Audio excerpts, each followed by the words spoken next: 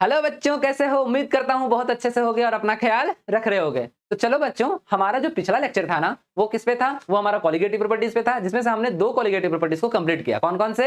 एक relative lowering in vapour pressure और second था हमारा एलिवेशन इन बॉइलिंग पॉइंट। आज जो हम करेंगे बाकी बचे दो कॉलिगेटिव प्रॉपर्टीज को करेंगे। कौन कौन सा? एक डिप्रेशन इन फ्रीजिंग पॉइंट और दूसरा ऑस्मोसिस। याद रखना, बहुत इंपॉर्टेंट टॉपिक है। कुर्सी की पेटी बांध लो, बहुत मजा आने वाला है। अगर आपको मेरा सेशन अच्छा लग रहा हो, लाइक कर देना, शेयर कर देना और सब्सक्राइब तो कर ही देना। ठीक है, तो चलिए ज्यादा बातें ना करते हुए शुरू करते हैं अपने लेक्चर को। ये हमारा कौन सा लेक्चर है? Lecture number 21। तो चलिए बच्चों ध्यान दीजिएगा।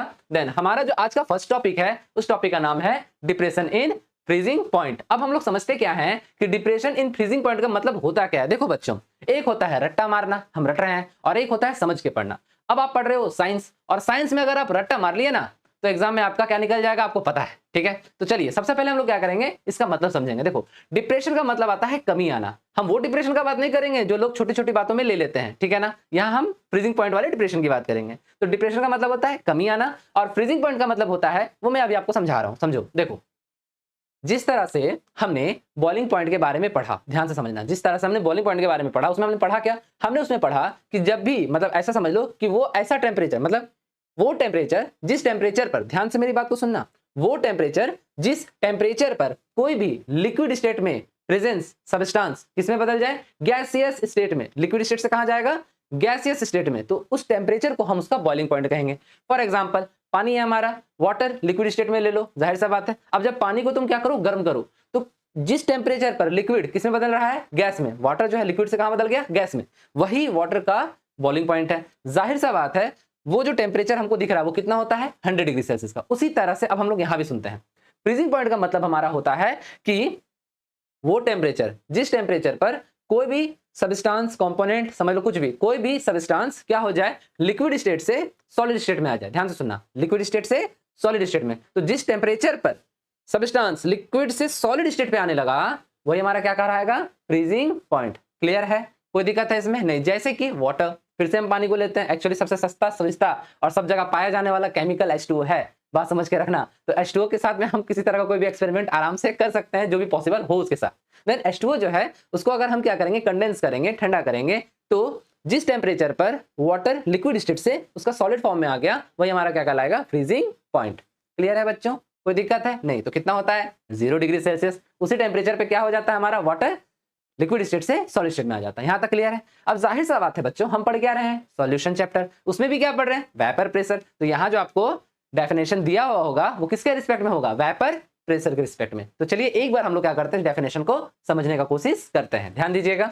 चलिए, क्या है हमारा डेफिनेशन? क्या कहता है? Which temperature of any substance at vapour pressure of its liquid state, ध्यान से समझिएगा, vapour pressure of its liquid state is equals to क्या? It's vapour pressure of solid state. याद रखिएगा, ठीक है ना?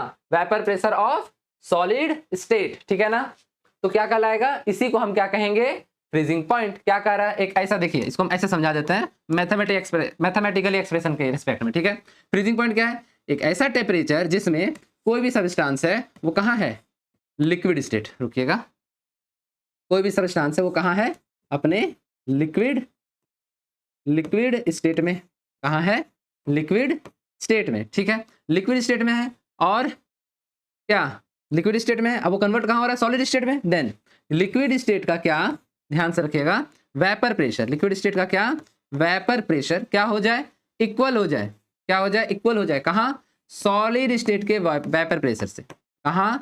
सॉलिड स्टेट के वेपर प्रेशर से। इसको हम ऐसे और अच्छे से लिख देते हैं, ध्यान दीजिएगा। सॉरी, देखिए, मैथमेटिकल एक्सप्रेशन कैसे लिखेंगे, या फिर ऐसे समझ लीजिए इसको समझने के लिए, क्या? वेपर प्रेशर ऑफ इसका लिक्विड स्टेट, हाँ है ना? देन इज इक्वल टू क्या? वेपर प्रेशर ऑफ क्या? Solid state. ठीक है, सॉलिड स्टेट। तो जिस टेम्परेचर पर क्या, जिस टेम्परेचर पर, यहां देखिए लिख रहे हैं TEMP, टेम्परेचर पर ये क्या हो रहा है? ये लिक्विड स्टेट से कहां जा रहा है इसका वेपर प्रेशर? सॉलिड स्टेट में, तो इसी टेम्परेचर को हम क्या कहेंगे, इसी टेम्परेचर को हम कहेंगे इसका फ्रीजिंग पॉइंट। समझ गए? कोई दिक्कत है बच्चों? इसी टेम्परेचर को क्या कहेंगे हम, इसका फ्रीजिंग पॉइंट कहेंगे। अब जरा सोचो, अभी मैंने आपको एक डेफिनेशन बताया, ध्यान से सुनना। अभी मैंने आपको एक डेफिनेशन बताया। क्या डेफिनेशन बताया? मैंने कहा कि कोई भी ऐसा सब्सटेंस जब लिक्विड स्टेट से सॉलिड स्टेट में बदल जाए तो उसको हम वो टेम्परेचर को उसका क्या कहेंगे, फ्रीजिंग पॉइंट। यहाँ भी तो वही बात कह रहा है ना, यहाँ पर बस रिस्पेक्ट किसका है, वेपर प्रेशर का। मतलब वेपर प्रेशर क्या आ जाए, लिक्विड स्टेट का किसमें आ जाए, सॉलिड स्टेज में, तो हमारा क्या कहलाएगा, यही टेम्परेचर हमारा फ्रीजिंग पॉइंट कहलाएगा। एक सांस में कहने वाला बात है। क्लियर हो गया फ्रीजिंग पॉइंट? यहाँ तक तो किसी को कोई दिक्कत नहीं होना चाहिए। अब चलिए हम लोग क्या करते हैं, आगे बढ़ते हैं। क्या अब हम लोग जानेंगे पूरा का पूरा डिप्रेशन इन फ्रीजिंग पॉइंट को। चलिए ध्यान दीजिए। अब क्या है समझिएगा। अब देखिए, अब क्या आप सोचिएगा सर सॉलिड स्टेट में क्या किसी का वेपर प्रेशर बन सकता है क्या? तो बच्चों देखो, इस दुनिया में जो भी कंपाउंड है या जो भी कंपोनेंट्स आप देख रहे हो, कोई भी सब्सटेंस देख रहे हो, अगर कोई सब्सटेंस हमारे पास है तो ऐसा मत सोचना कि उसका सॉलिड स्टेट में वेपर प्रेशर उसका नहीं बनेगा। ठीक है, बनेगा, कम बनेगा पर बनेगा जरूर। ठीक है ना बच्चों? तो चलो इसको समझते हैं।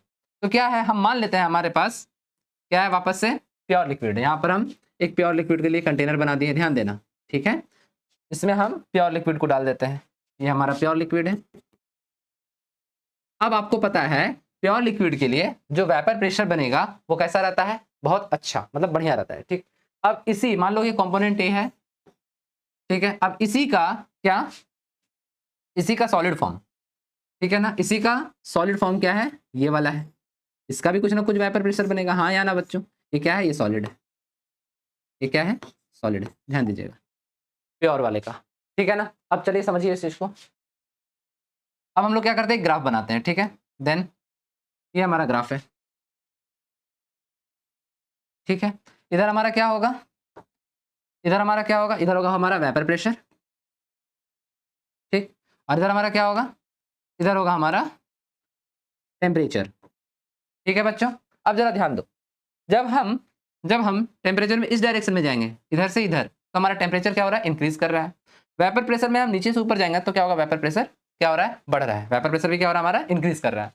अब ध्यान दो, लिक्विड स्टेट का वेपर प्रेशर, थोड़ा सा दिमाग लगाना, कॉमन सेंस, लिक्विड स्टेट का वेपर प्रेशर क्या होगा, ज्यादा होगा किससे, सॉलिड स्टेट के वेपर प्रेशर से, हाँ या ना? बिल्कुल होगा। ठीक है, देन अब हम लोग क्या करेंगे, चूंकि यहाँ डिप्रेशन इन फ्रीजिंग पॉइंट है, मतलब हम क्या करेंगे, घटाएंगे। ठीक है ना? अब चलिए ध्यान दीजिए, क्या है हमारे पास, सॉलिड है, तो हम एक सॉलिड के लिए वेपर प्रेशर को बनाते हैं, क्योंकि हमारा घटेगा। तो ये क्या है, ये मान लीजिए हमारा एट अ रूम टेम्परेचर। ठीक है ना, at a room temperature solid यहाँ एग्जिस्ट करता है। ठीक है, देन जैसे जैसे हम टेम्परेचर घटाएंगे, ठीक है, वेपर प्रेशर में क्या होगा, सॉलिड का उतना ही स्पीड से, मतलब ड्रास्टिकली क्या दिखेगा आपको, डिक्रीज दिखेगा, मतलब बहुत जल्दी घटेगा। किसका, सॉलिड का वेपर प्रेशर। जाहिर सा बात है, एक तो सॉलिड का खुद ही वेपर प्रेशर कम होता है, उस पर से उसको और अगर हम कंडेंस करने लगे, ठंडा करने लगे, तो उसका जाहिर सा बात है वेपर प्रेशर क्या हो जाएगा, घट जाएगा। क्लियर है बच्चों? कोई दिक्कत है इसमें? नहीं है। अब ध्यान दो, अब क्या है, एट अ रूम टेम्परेचर मान लेते हैं हमारा क्या है, हमारा जो प्योर लिक्विड है। ठीक है, प्योर लिक्विड को हम इस जगह पे मान लेते हैं, प्योर लिक्विड को हम इस जगह मान लेते हैं। ठीक है, ध्यान दीजिएगा, ये प्योर लिक्विड है। प्योर लिक्विड का जाहिर सा बात है वेपर प्रेशर क्या होगा, सॉलिड से कम होगा। तो ये थोड़ा सा हम बड़ा बना दिए, तो इसको हम थोड़ा सा छोटा बना देते हैं। ठीक है, ध्यान दीजिएगा, लीजिए इस जगह पे। ठीक है, ये इस जगह पे, यहाँ पे एग्जिस्ट करता है। ठीक, अब जरा ध्यान दीजिए, जाहिर सा बात है कि एट अ रूम टेम्परेचर पे हमारा जो प्योर लिक्विड है उसका वेपर प्रेशर ज्यादा होगा या नहीं होगा? तो हम मान लेते हैं वो यहाँ एग्जिस्ट करता है एट अ रूम टेम्परेचर, इस जगह पे। देन क्या होगा, जैसे जैसे हम टेम्परेचर बढ़ाएंगे, ये धीरे धीरे क्या होगा, जैसे जैसे हम टेम्परेचर घटाएंगे, ध्यान देना, ये धीरे धीरे क्या होगा, ये घटते हुए जाएगा, और एक ऐसा समय आएगा जब ये क्या करेगा, सॉलिड लाइन को टच कर जाएगा।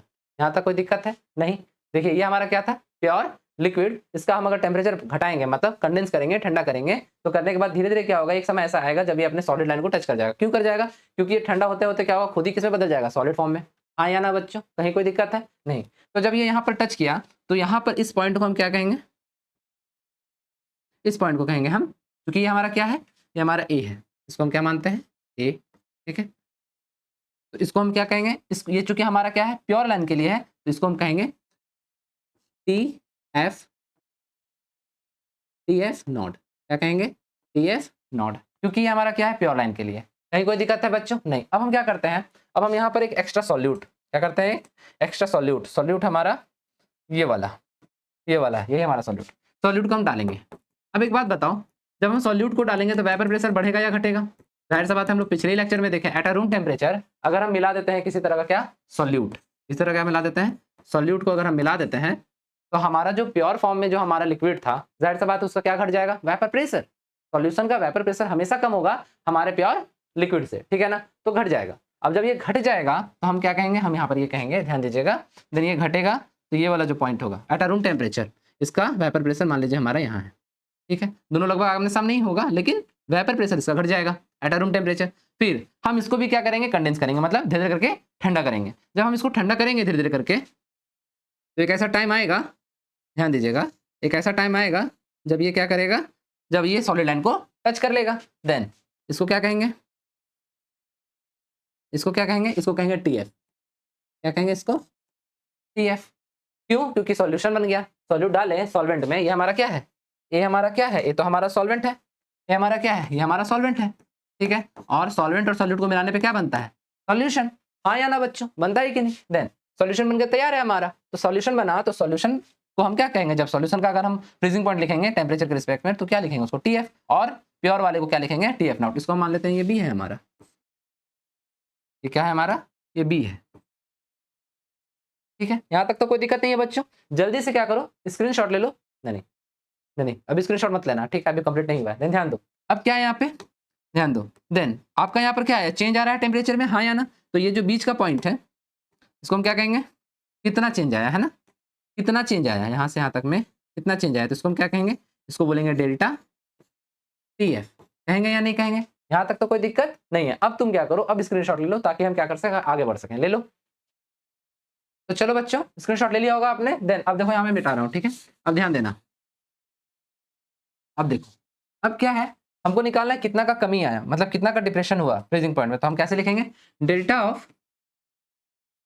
ऑफ या delta TF is equal to, देखिए यहाँ पे टीएफ नॉट ज्यादा है कि टीएफ, जाहिर सा बात है टीएफ नॉट ज्यादा है, तो इसमें आप क्या करोगे, माइनस इससे करोगे, टीएफ नॉट माइनस क्या टीएफ, यहां तक तो कोई दिक्कत नहीं होना चाहिए, ठीक है, यहां तक तो किसी को कोई दिक्कत नहीं होना चाहिए, ठीक है बच्चों, ये आपका आ गया, ठीक है, ये काम आता है, याद रखना, हम लोग जब न्यूमेरिकल्स करेंगे तो एकदम ये सामने दिखेगा कि कहाँ कहाँ इसका यूज होता है। देन अब डेल्टा टीएफ हो गया, अब एक बात बताओ, आपका ये डेल्टा टीएफ किस पे डिपेंड किया था, ये डेल्टा टीएफ किस पे डिपेंड किया था, हम लोगों ने क्या करा था, सॉल्यूट को डाला था, मतलब किस पे डिपेंड कर रहा है, अमाउंट ऑफ सॉल्यूट पे, तो हम क्या लिखेंगे यहाँ पे, delta TF is directly proportional to concentration of again solute. अब जरा ध्यान दो, आप लोगों को मैंने कॉलिगेटिव प्रॉपर्टीज में क्या पढ़ाया था बच्चों, आप लोगों को मैंने ये बताया था ना कॉलिगेटिव प्रॉपर्टी क्या होता है, जो कि पूरी तरह से अमाउंट ऑफ सॉल्यूट पे डिपेंड करता है, ना कि नेचर ऑफ सॉल्यूट पे, ठीक है ना। देन इसीलिए हमारा क्या हो रहा है, बार बार चूंकि कॉलिगेटिव प्रॉपर्टीज के बारे में पढ़ रहे हैं तो इसलिए बार बार हमारा क्या रहा है, अमाउंट ऑफ सॉल्यूट याद रखना। कॉलिगेटिव प्रॉपर्टीज का मतलब ही होता है अमाउंट ऑफ सॉल्यूट, जो ऐसा प्रॉपर्टीज जो कि सॉल्यूट के अमाउंट पे डिपेंड करे। क्लियर हो रहा है, तो फ्रीजिंग पॉइंट क्या है हमारा, डिप्रेशन इन फ्रीजिंग पॉइंट क्या है हमारा, ये हमारा क्या है, colligative properties, depression in freezing point colligative properties, elevation in boiling point colligative properties. उसके अलावा क्या, अभी ऑस्मोटिक प्रेशर हम लोग पढ़ेंगे, ऑस्मोसिस पढ़ेंगे, वो भी क्या होगा, कॉलिगेटिव प्रॉपर्टीज। तो सारे के सारे किस पे डिपेंड करेगा, अमाउंट ऑफ सॉल्यूट पे। तो जरा ध्यान दीजिए फिर से, यहाँ पे ये जो कॉन्सेंट्रेशन हम लिए सॉल्यूट का, कॉन्सेंट्रेशन टर्म में किसको यूज किया गया, then delta TF is equal two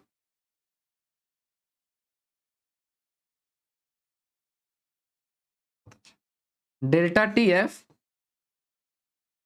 is directly proportional to molality.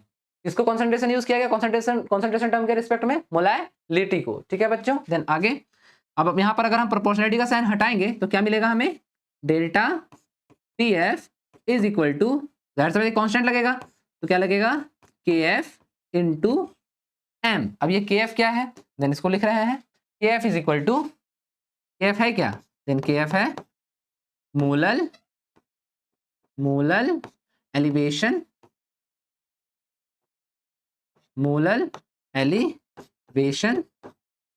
Constant, ठीक है, मोलर एलिवेशन कांस्टेंट। क्लियर है बच्चों, कोई दिक्कत है इसमें, मोलर एलिवेशन कांस्टेंट, यहां तक तो कोई दिक्कत नहीं है बच्चों, सब कुछ क्लियर हो रहा है। अब जरा ध्यान दीजिएगा, then delta TF is equal to K F into M. Clear है, कोई दिक्कत, किसी तरह कोई डाउट नहीं होना चाहिए। चलिए जल्दी से स्क्रीनशॉट लीजिएगा, फिर हम आगे बढ़ते हैं, ले लीजिए। तो चलो बच्चों, अब हम लोग फिर से क्या करते हैं, इसको आगे बढ़ाने का कोशिश करते हैं। ठीक है, मतलब आपने ये तो ले ही लिया था ना इस ग्राफ का, ध्यान दीजिए, इसको भी हम आगे बढ़ाते हैं, ध्यान दीजिएगा। देन अब देखिए, मोलालिटी के रिस्पेक्ट में हम लोगों ने फॉर्मूला में क्या पढ़ा, आप बताओ। देन मोलालिटी के रिस्पेक्ट में हमने पढ़ा है delta T F is equal to K F into, molality का फॉर्मूला डाल दो, क्या होता था, given mass by molar mass into W KG of solvent. ये हमने पढ़ा है ना, कोई दिक्कत है। पर अगर अगर हमारा जो सॉल्वेंट है वो केजी में ना होके किसमें हो, वो केजी में ना होके किसमें हो, ग्राम में, तब क्या लिखोगे, तब लिखोगे delta T F is equal to क्या, के एफ इंटू क्या, डब्ल्यू इंटू, आपको डिवाइड करना है 1000 से, 1000 divided by molar mass into W gram of क्या, सॉल्वेंट। ठीक है बच्चों, ग्राम में है, अगर इसको डिवाइड कर दोगे 1000 से तो ये केजी में बदल जाएगा, इसलिए ऊपर चला गया, ये सब पहले ही हम लोग पढ़ चुके हैं। हाँ, देन ये सारे फॉर्मूला को लिख लो, ये हमारा कहाँ आने वाला है, ये हमारे एग्जाम में, मतलब हमारे न्यूमेरिकल्स पोर्शन में क्या होगा, हेल्प करेगा हमको न्यूमेरिकल्स बनाने में। जल्दी से स्क्रीनशॉट लेंगे फिर आगे बढ़ते हैं, ले लीजिए। देन चलो बच्चों, अब हम क्या करेंगे, यूनिट ऑफ के एफ निकालेंगे, ठीक है ना, ध्यान दीजिएगा। अब हमें क्या निकालना है, यूनिट ऑफ के एफ। तो कैसे निकालेंगे, ध्यान दीजिए, देखिए क्या आया, delta T F is equal to delta T F is equal to K F into M, आया कि नहीं आया। देन के एफ यहीं रखिए, मोलालिटी को क्या कर दीजिए, इधर ले जाइए, तो क्या हो जाएगा, K F is equal to क्या, delta T F divided by M. कोई दिक्कत है इसमें, नहीं। देन चलिए, बहुत आसान है, के एफ का यूनिट क्या आएगा, ठीक है, के एफ का यूनिट क्या आएगा, टी एफ मतलब टेम्परेचर, टेम्परेचर के लिए केल्विन डिवाइडेड बाय मोलालिटी के लिए मोल, और उसके बाद क्या, पर केजी, मोल पर केजी, ठीक है ना, मोल पर केजी। अब एक काम कीजिए, इसको ऊपर ले जाइए, तो क्या आ जाएगा, K F is equal to क्या, केल्विन केजी और फिर क्या, पर मोल। कोई दिक्कत है। देन इसको ऐसे लिख लेंगे हम लोग, के एफ इज इक्वल टू के जी, उसके बाद पर मोल, और ये हमारा क्या आ गया, ये हमारा आ गया unit of molar elevation constant. यहाँ लिख दे क्या, चलिए यहाँ लिख देते हैं साइड में, ठीक है ना। क्या लिख रहे थे हम, क्या बना रहे थे, यूनिट, ये हमारा पॉइंट था, ऑफ क्या, के एफ।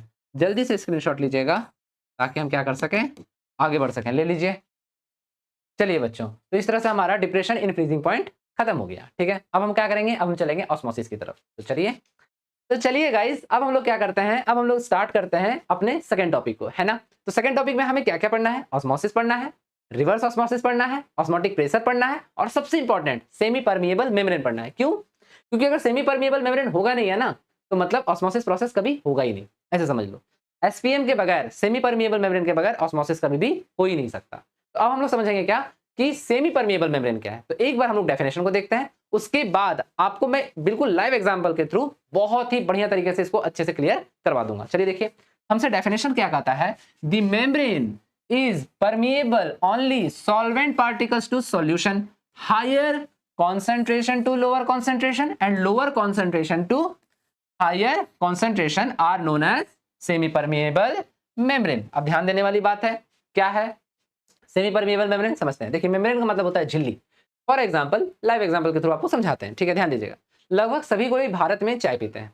जब चाय पीते हैं तो चाय आप बनाते हैं, उसके बाद वो क्या करते हैं, छांक देते हैं, ठीक है। अब जब आप चाय छांकते हैं तो क्या बाहर निकलता है और क्या रह जाता है, जाहिर सा बात है, मिल्क यानी कि सॉल्वेंट पार्टिकल्स निकल गया, और सॉल्यूट में आपने चाय बनाने के लिए क्या क्या दिया होगा, चीनी, चाय पत्ती, उसके अलावा इलायची, अदरक, एक्सेट्रा एक्सेट्रा, बहुत कुछ दिया जाता है। वो सब क्या हो जाता है, छकनी में रह जाता है, और बाकी चाय जो है हमारा वो क्या हो जाता है, बाहर निकल जाता है। मतलब किसको पास होने दिया, सॉल्वेंट पार्टिकल्स को, किसको रोका, सॉलिड पार्टिकल्स को। तो इसी को क्या कहते हैं, सेमी परमिएबल मेम्ब्रेन, ठीक है। अब जाहिर सा बात है, क्या हायर कॉन्सेंट्रेशन से लोअर कॉन्सेंट्रेशन, इसका मतलब समझते हैं, कोई भी चीज अगर स्पॉन्टेनियस होगा, स्पॉन्टेनियस का मतलब जो अपने आप होना चाहे, ठीक है। तो अगर कोई भी चीज स्पॉन्टेनियस होगा तो उसके लिए क्या होगा, उसके लिए हमारा क्या होगा, हायर कॉन्सेंट्रेशन से लोअर कॉन्सेंट्रेशन की ओर जाएगा। क्यों, क्योंकि स्पॉन्टेनियस होने का मतलब अपने आप, कोई भी चीज ज्यादा से कम की ओर आना चाहेगा ना, समझ लेना बात को, ज्यादा से कम की ओर, तो मतलब ये हो गया स्पॉन्टेनियस। अब लोअर कॉन्सेंट्रेशन से हायर कॉन्सेंट्रेशन का मतलब, अब देखो बच्चों, जरूरी तो नहीं कि हर एक रिएक्शन जो है स्पॉन्टेनियस ही हो, नॉन स्पॉन्टेनियस नाम का भी कोई चीज होता है। मतलब हम चाहते हैं कि हम काम करें, हम एनर्जी लगाएं, जब हम एनर्जी लगाएंगे तो रिएक्शन क्या हो जाएगा, नॉन स्पॉन्टेनियस। क्लियर है मेरे प्यारे बच्चों? तो लोअर कॉन्सेंट्रेशन से हायर कॉन्सेंट्रेशन पे और अच्छे से इसको समझने का हम लोग कोशिश करते हैं। देखिए यहाँ पर एक फिगर है, ध्यान दीजिएगा, ठीक है, यहाँ पर एक फिगर है, इसको ध्यान दीजिए, चलिए ध्यान दीजिए इसको, देखिए बीच में एक पार्ट डाला हुआ है, ठीक है, ये जो पार्ट है यही पार्ट हमारा सेमी परमिएबल मेम्ब्रेन है, ठीक है। अब देखिए यहाँ से कुछ पार्टिकल्स आप देख रहे हैं इधर से उधर और उधर से इधर आ रहे हैं, मतलब ये जो पार्टिकल्स है ये कुछ नहीं, ये सॉल्वेंट पार्टिकल्स हैं जो हमारा इधर से इधर और इधर से इधर पास हो रहा है। आप देखिए सॉल्यूट पार्टिकल्स को ये सेमी परमिएबल मेम्ब्रेन पास होने नहीं दे रहा, ठीक है। तो सेमी परमिएबल मेम्ब्रेन एक ऐसा मेम्ब्रेन होता है जो सिर्फ सॉल्वेंट पार्टिकल्स को पास करने देगा, जाने आने देगा, सॉलिड पार्टिकल्स को जाने आने नहीं देगा। क्लियर है? कोई दिक्कत है इसमें? समझ गए अच्छे से? चलिए और इसको और आगे समझते हैं। देन इसी में अब एक प्रोसेस आएगा हमारा ऑस्मोसिस। क्या आता है हमारा? ऑस्मोसिस। ध्यान दीजिएगा, जल्दी से स्क्रीनशॉट लीजिएगा, ले लीजिए। चलिए अब क्या आता है हमारा? ऑस्मोसिस। ध्यान दीजिए। देन ऑस्मोसिस जो है, ऑस्मोसिस, आजा भाई, चलो ऑस्मोसिस। ऑस्मोसिस क्या, इसको समझते हैं। एक और हमारे सामने फिगर है, ध्यान दीजिए।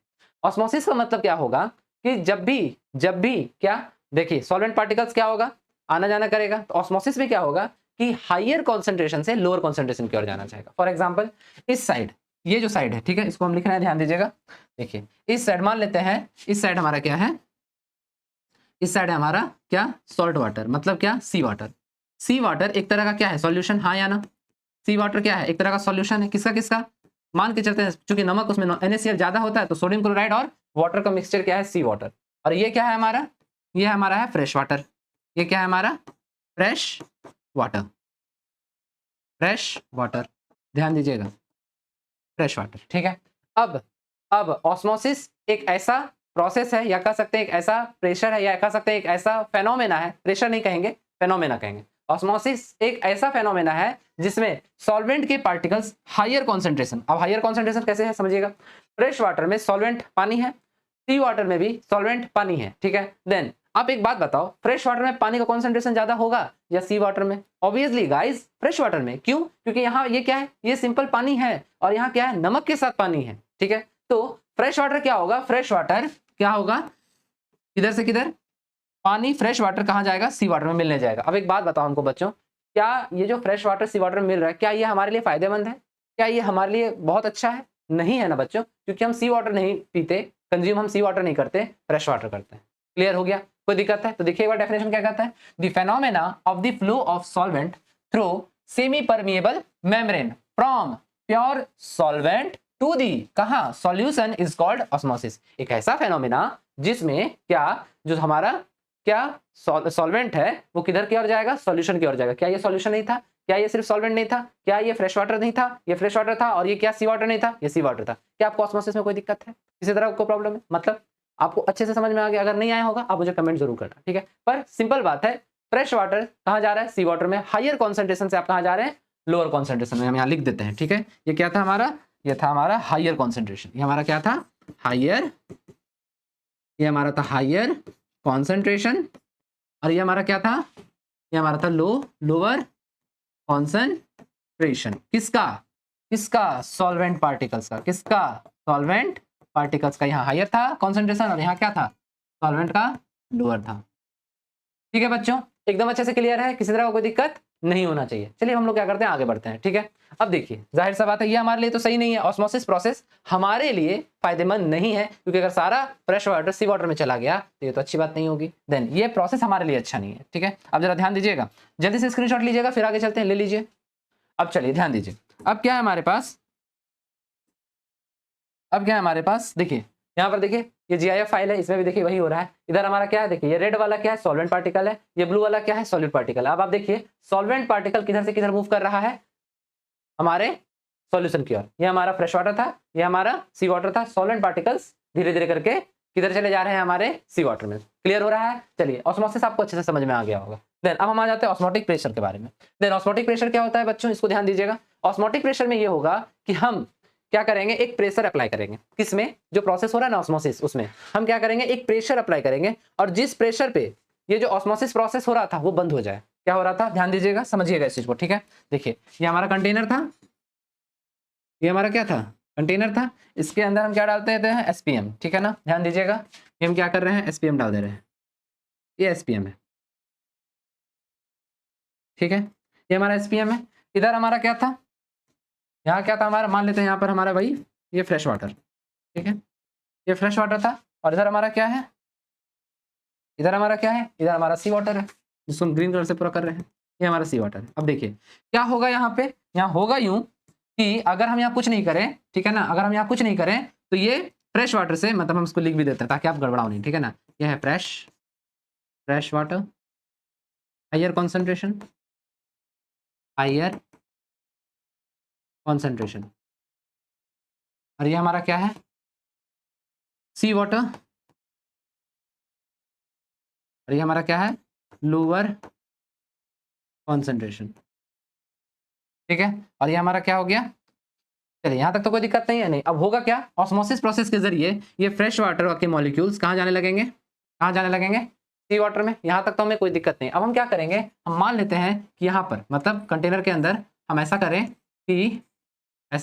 कि हम, ध्यान दीजिएगा, हम प्रेशर अप्लाई करें, ठीक है। ये तो यहाँ से नहीं रहेगा, सेमी परमिएबल मेम्ब्रेन तो इतना ही तक रहेगा। देन ध्यान दीजिए, अब जरा ध्यान दीजिए क्या है, यहाँ तक तो कोई दिक्कत नहीं है आप लोगों को, जरा ध्यान दीजिए, थोड़ा फिगर मिट गया था इसलिए हम फिर से ड्रॉ करके बनाए हैं, ठीक है।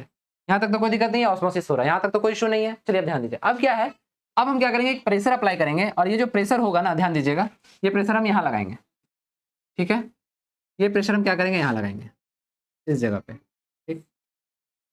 यहाँ पर हम क्या कर रहे हैं, प्रेशर लगा रहे हैं। ध्यान दीजिए, एक समय आएगा, हम जब प्रेशर लगा रहे हैं, ठीक है, तो एक समय आएगा कि ये जो ऑस्मोसिस प्रेशर हो रहा था ना, वो क्या हो जाएगा, वो हो जाएगा स्टॉप। ये क्या हो जाएगा, ये हो जाएगा स्टॉप। ध्यान दीजिएगा, ये ऑस्मोसिस जो हो रहा था ये हो जाएगा स्टॉप। तो वो प्रेशर, जिस प्रेशर पर क्या हो जाए, ऑस्मोसिस प्रोसेस क्या हो जाए, रुक जाए, स्टॉप हो जाए, यही प्रेशर जो हम लगाए ना, इसी प्रेशर को हम क्या कहेंगे, ऑस्मोटिक प्रेशर। समझ में आ गया क्या है, that applied pressure which stops osmosis are known as osmotic pressure और it is denoted by pi. यहां तक तो कोई दिक्कत है नहीं। एक ऐसा प्रेशर जिसमें ऑस्मोसिस प्रोसेस रुक जाए, उसी को हम ऑस्मोटिक प्रेशर कहेंगे। देन इसके लिए क्या एक्सप्रेशन होगा, ध्यान दीजिएगा। सबसे पहले हमें क्या पता है, चूंकि आइडियल गैस सॉल्यूशन के लिए क्या है हमारे पास formula, PV is equal to NRT। कोई दिक्कत है बच्चों, कोई दिक्कत होना चाहिए नहीं। देन प्रेशर के लिए हम नहीं लिख सकते हैं पाई, क्योंकि ये भी तो प्रेशर ही हुआ ना, प्रेशर के लिए रिस्पेक्ट में। Then pi B is equal to NRT, then pi is equal to NRT by V। तो ऑस्मोटिक प्रेशर के लिए आपके पास फॉर्मूला क्या बन के आया, NRT बाय V।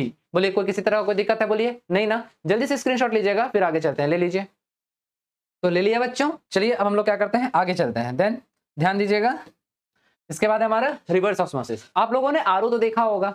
एक्चुअली देखो क्या आरओ हमारे लिए अच्छा है, देखो अभी हाल ही फिलहाल के रिसर्च से पता चला है कि आरओ हमारे लिए अच्छा बिल्कुल भी नहीं है, क्योंकि वो हमारे लिए वैसे भी मिनरल्स को क्या करता है, बाहर निकाल देता है, जो कि हमारे लिए बहुत इंपॉर्टेंट है। उसके अलावा आरओ का एक और ड्रॉबैक है कि आरओ जो होता है वो बहुत ज्यादा पानी वेस्ट भी करता है, ठीक है ना। तो फिलहाल आरओ के मैकेनिज्म को समझते हैं। जाहिर सा बात है, ऑस्मोटिक प्रेशर क्या था, एक ऐसा प्रेशर जिसमें ऑस्मोसिस रुक जाए, ठीक है। अब हम क्या करेंगे, प्रेशर और थोड़ा सा बढ़ा देंगे।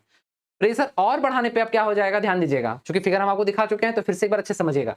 प्रेशर और बढ़ा देंगे तो उस कंडीशन में ये होगा कि जो ऑस्मोसिस में हो रहा था ठीक उसका उल्टा होने लगेगा। मतलब अब ध्यान दीजिएगा, अब रिएक्शन स्पॉन्टेनियस नहीं रहा। अब हम प्रेशर अप्लाई कर रहे हैं, तो जब स्पॉन्टेनियस नहीं रहा तो यहाँ पे जो सॉल्वेंट पार्टिकल्स हैं वो लोअर कॉन्सेंट्रेशन से किधर के आने लगेंगे हायर कॉन्सेंट्रेशन की ओर। ये देखिए, ये फिगर वही बात कहती है। देखिए ध्यान दीजिए, ये हमारा सॉल्ट वाटर था, ये हमारा फ्रेश वाटर था, प्योर वाटर था। अब हम क्या कर रहे हैं, देखिए प्रेशर अप्लाई कर रहे हैं, तो प्रेशर अप्लाई करने के बाद देखिए सॉल्यूट पार्टिकल को ये सेमी परमिएबल मेम्ब्रेन जाने देगा नहीं, मतलब नमक वाले सॉल्ट को जाने देगा नहीं। ये किसको जाने देगा, सिर्फ किसको, सॉल्वेंट पार्टिकल्स को। देन प्रेशर जैसे जैसे हम अप्लाई कर रहे हैं, ध्यान दीजिएगा, प्रेशर अप्लाई करने पर ये देखिए सॉल्वेंट के जो पार्टिकल्स है वो वापस कहाँ आने लगे, प्योर वाटर में। तो क्या हो गया, ये हमारे लिए फायदेमंद हो गया। मतलब मराइन वाटर को हम कहाँ लेके आ रहे हैं, अपने फ्रेश वाटर में। क्लियर हो रहा है, यहाँ तक कोई दिक्कत नहीं। तो देखिए डेफिनेशन क्या कहता है, when pressure applied by more than osmotic pressure, ठीक है ना, P is greater than pi, pi से ज्यादा लगा रहे हैं हम प्रेशर को। Then solvent flow from lower concentration to higher concentration, lower concentration to higher concentration. इस प्रेशर को क्या कहते हैं, रिवर्स ऑस्मोसिस। बोलो बच्चों, किसी तरह का कोई दिक्कत है, मुझे नहीं लगता कोई दिक्कत होना चाहिए। देन बच्चों जल्दी से स्क्रीनशॉट ले लो, फिर आगे चलते हैं। ले लो। देन देखो आज जो है हमारा कॉलिगेटिव प्रॉपर्टीज पूरी तरह से खत्म हो गया। नेक्स्ट क्लास जो होगा हमारा वो होगा वन ऑफ फैक्टर का, बहुत इंपॉर्टेंट क्लास है, क्वेश्चन आता है इससे। देन आज के लिए बस इतना ही बच्चों, मिलते हैं हम लोग अगले वीडियो में। राम राम जी।